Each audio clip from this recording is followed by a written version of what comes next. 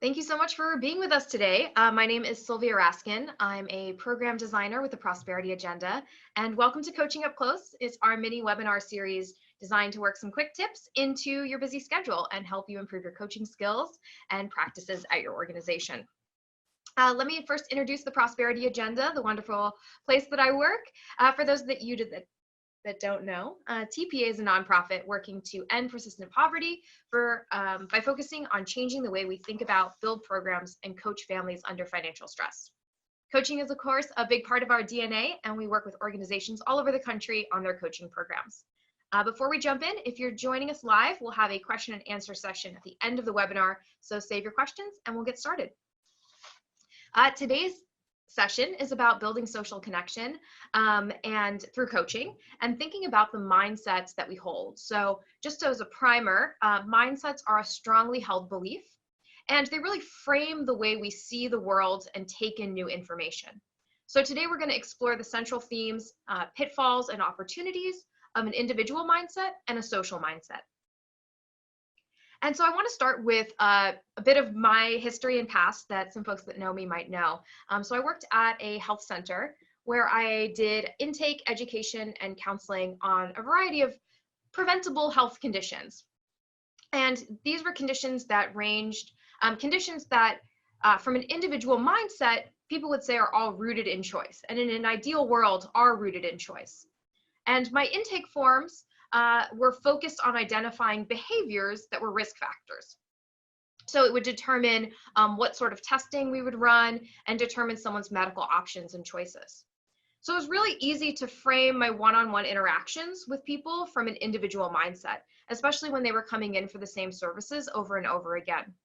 The individual is the person who I saw in front of me, and so it was hard to think about that it was their behaviors that was bringing them to this health center. And that's both true and untrue. And something that really unlocked my way of thinking about this was when I started to adopt a social mindset. And I started to think about the interpersonal dynamics that really affect an individual as well. So in the case of the health work that I was doing, that's power dynamics and gender stereotypes, and personal negotiation that might happen that could really determine or not determine that someone has choice in that situation. It also had to do with community access. So a lot of the people I worked with said they didn't want to be seen going to a drugstore because they might run into their neighbors or their family members, and that risk was just too big for them. And then I also thought about societal norms.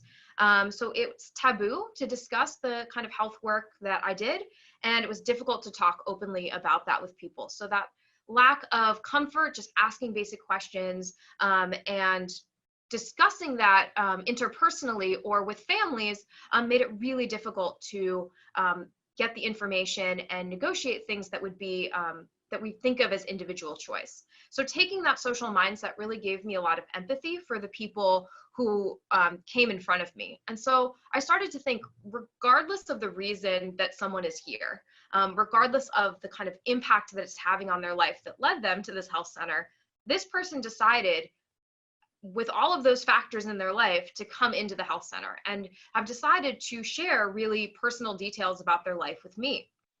So that was really important to me to recognize and to see beyond kind of, if I could imagine what those other factors are in their life that are contributing to them sitting here in front of me. And so it made me think that the individual mindset really creates these internal monologues that ask, who is responsible? I want to know who contributed to these actions and why someone is here.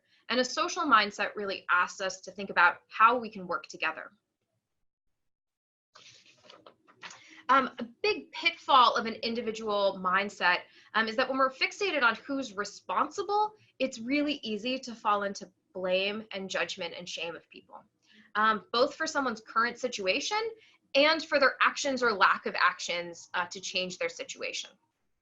So a tool to see a social mindset that really influenced me when I was working in the health field is the Socio-Ecological Model, and it comes from the Center for Disease Control and Public Health, and it's really about those different layers of beliefs that I just shared. So it starts with the individual at the center of the circle, and then goes to interpersonal, community, and societal. And it says that, all of these things are having interconnected effects on someone. And what's really interesting to me is that the forces from the outside of the circle, the forces from society and community and interpersonal, I think have a stronger effect going into the individual. So I think it has a larger, there's just kind of the combined effect of society and institutions and policies that are impacting people's lives than potentially the effect that one person can have trying to push against that. That's a lot of work, basically, to try to influence that on one's own. So in the public health world, the model shares that what we really need to be effective is to have coordinated and concurrent strategies that are working at all these different levels. And so it's important when we're working with individuals, that's still an important leverage point, but not to put everything on the individual to kind of change those different levels that are operating in society. And something that it makes me think of is that, when we look at things with a social mindset, we see the impact that we as coaches or counselors can have on participants.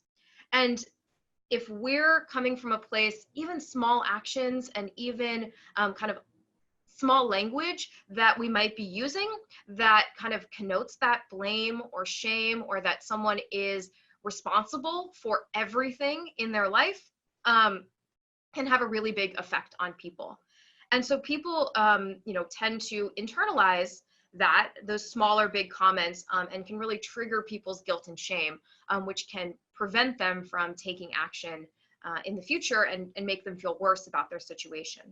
The other option, or the other possibility that's very likely, is people that externalize it, externalize that blame, and it continues this cycle of pain that we don't really want to continue doing. So instead, when so that's kind of the mode of moving from taking a social perspective, even when you're meeting with an individual. An alternative, when we look at our participants as capable, resourceful, and creative, we can really start to partner with them.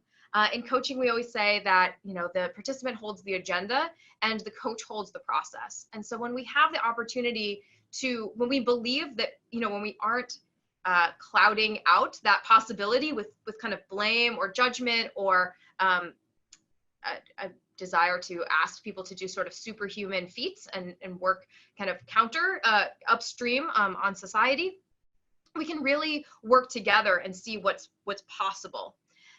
So we have some tools for that, strategies for coaches to be able to kind of take a moment before you meet with a client and think about, all right, what are all the things in this person's life that might be contributing to how they're showing up today?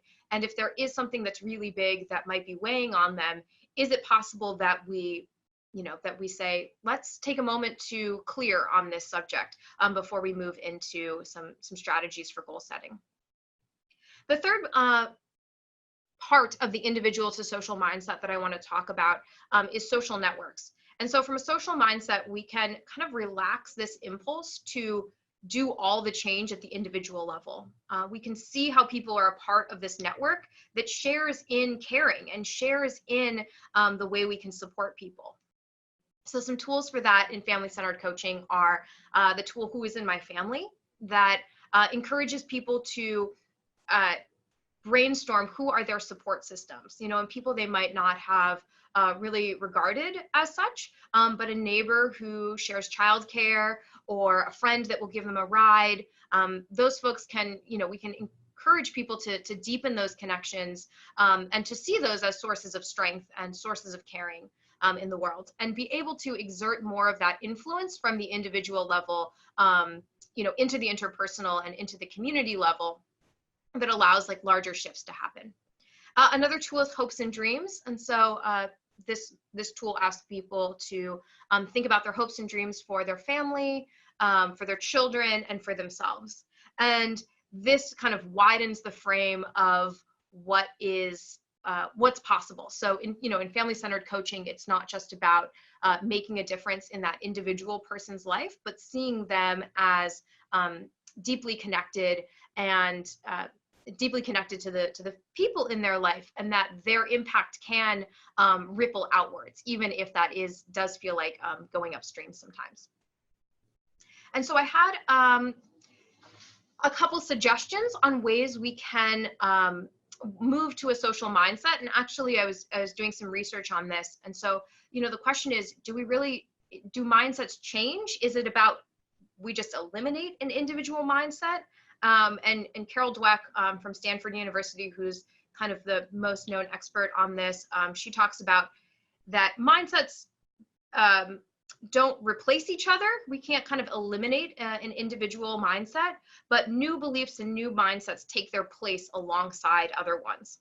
And so we get to choose which ones we want to grow and strengthen. And if we choose a social mindset, that one gets stronger, and we're able to see more situations through that social mindset. And it gives us new ways to think, act, and feel, and partner with our participants.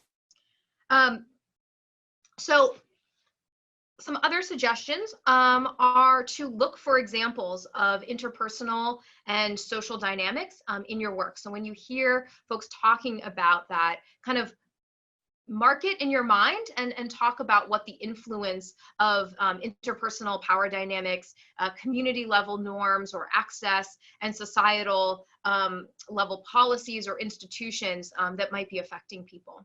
And so just kind of, and discuss those things with your team at work. You might even, do this in a team meeting where you take the socio-ecological map, which you can find, anywhere on the internet, is to map those with your team. Talk about the different influences that you hear in people's lives. That was a really important aspect of my work when I worked in the health field, is that we discussed the different stories that we heard. And I know that coaches are really fantastic at listening to people's stories. And if we can hear what those different dynamics are, we can recognize them when we hear them and be able to probe deeper for them when we're talking one-on-one.